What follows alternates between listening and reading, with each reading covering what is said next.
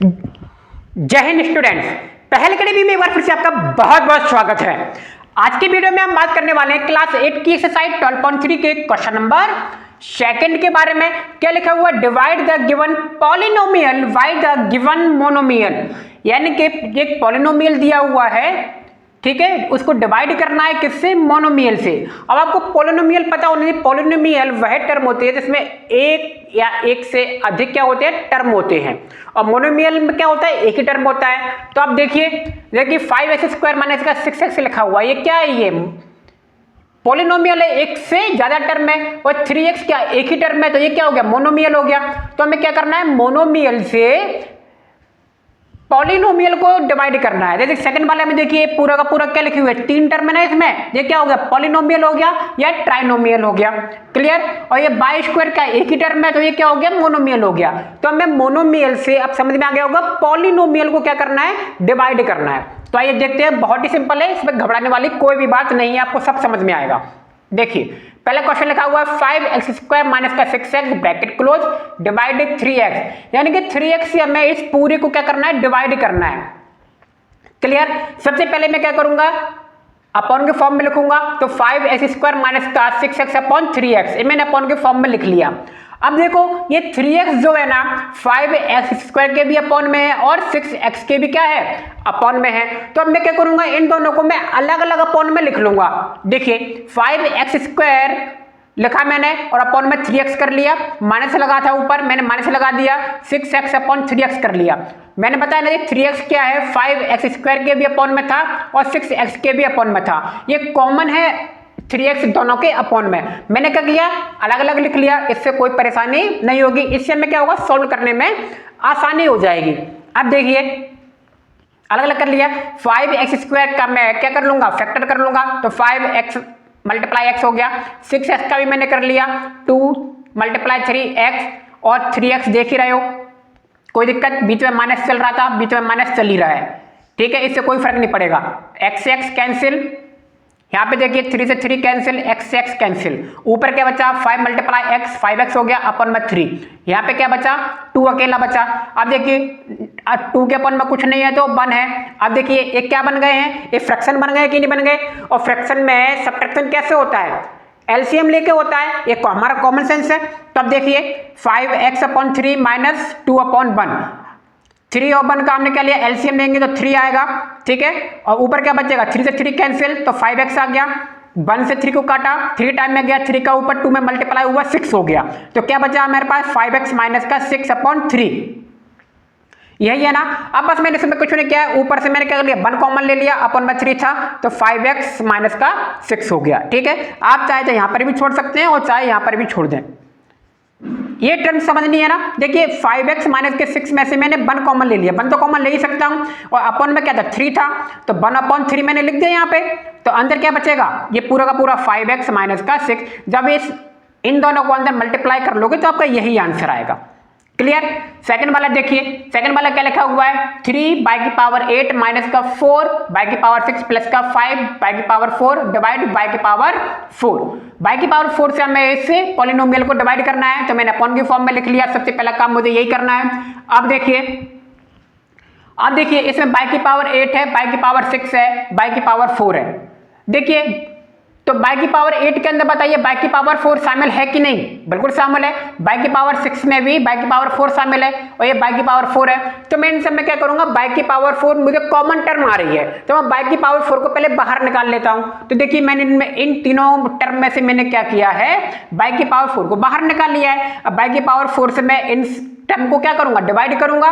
तो देखिए बाई की पावर ये 4 था, ये बाई की पावर 8 थी, डिवाइड होगी तो 4 बचेगी कि नहीं बचेगी? ऐसे इसमें से बाई की पावर 4 है, बाई की पावर 6 है, डिवाइड किया ना तो 3 तो डिवाइड होगा नहीं, 3 का 3 आ गया और बाई की पावर 4 आ गई। माइनस लगाता, माइनस लगा दिया।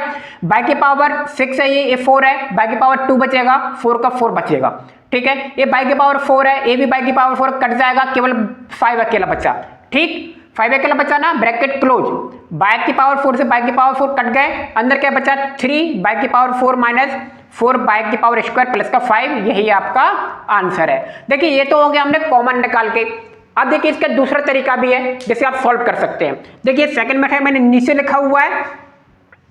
मैं ये बताइए मैं इसको ये ऊपर दिख रहा हो आप, मैं इसको इस तरह से मल्टीप्लाई में लिख सकता हूँ, 3 मल्टीप्लाई बाई की पावर 8 माइनस 4 मल्टीप्लाई लिख सकता हूँ ना।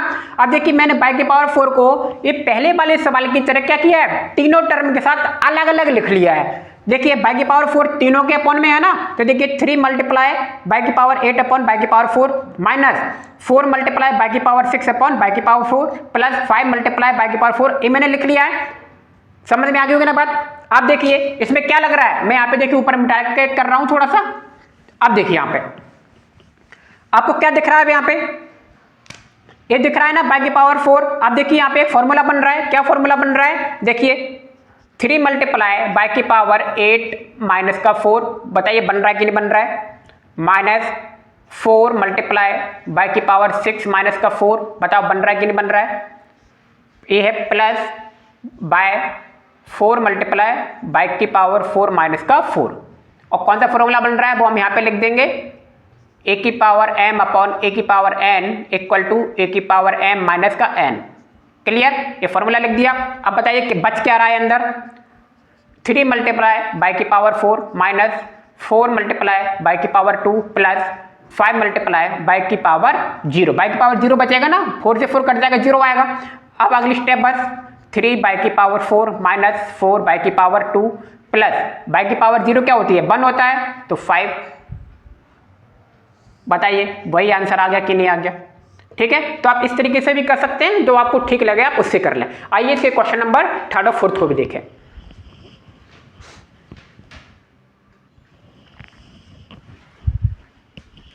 देखिए 3rd वाला सवाल लिखा हुआ है, इसको मैंने अपॉन की फॉर्म में लिख लिया है।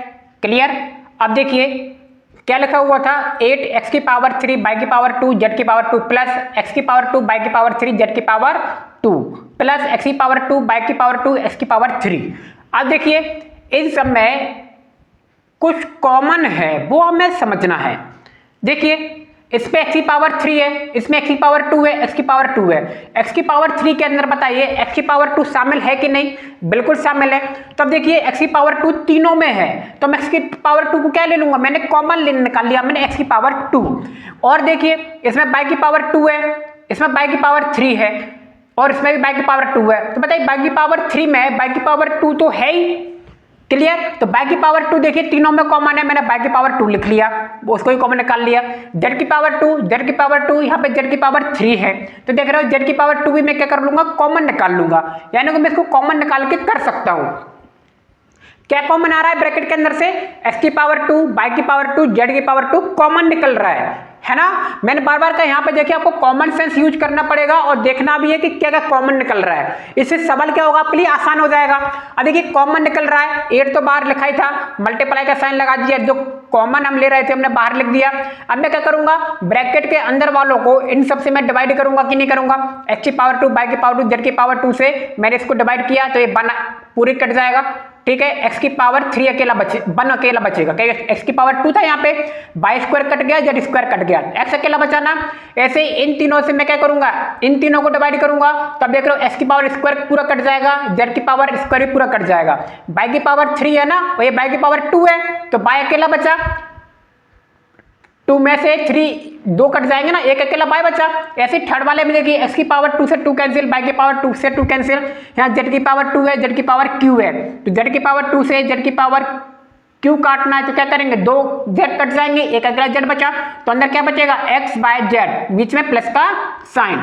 जब आप इन x square y square z square का अंदर मल्टीप्लाई करोगे तो आपको यही ऊपर वाला नंबर मिल जाएगा। राइट, बस अब क्या करना है, ये 4 लिखा था, 4 को भी मैंने x square y square z square कर दिया। अब मुझे करना क्या है, देखिए x जेड स्क्वायर से z square cancel, y square से y square cancel, x square से x स्क्वायर कैंसिल, ये 4 से हो गया 8 कैंसिल, 2 बचा, तो क्या बचा 2x 2 bracket x plus by plus z, यही आपका आंसर है। देख रहे हो कितना सिंपल सवाल है, आपको बस कॉमन सेंस लगाना है, थोड़ा सा दिमाग लगाना है, आपका काम हो जाएगा। 4th वाला देखिए x की power q plus 2x square plus 3x divide by 2x से डिवाइड करना है ना।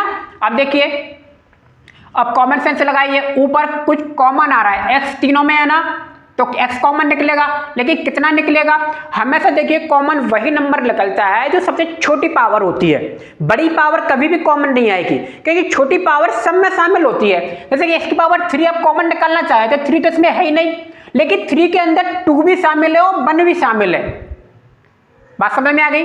x की पावर 2 में देखिए 3 शामिल नहीं है, तो x की पावर 3 हम निकाल ही नहीं सकते, ठीक।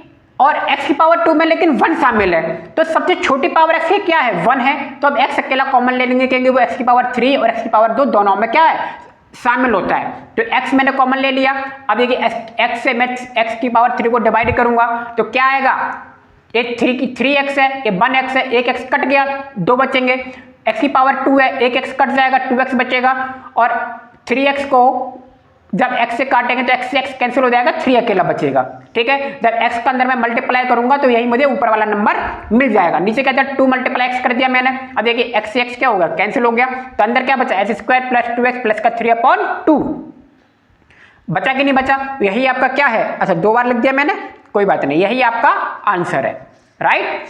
अब देखिए फिफ्थ वाला, p की पावर 3 q की पावर 6 माइनस p की पावर 6 q की पावर 3 डिवाइड p की पावर 3 q की पावर 3, ठीक है।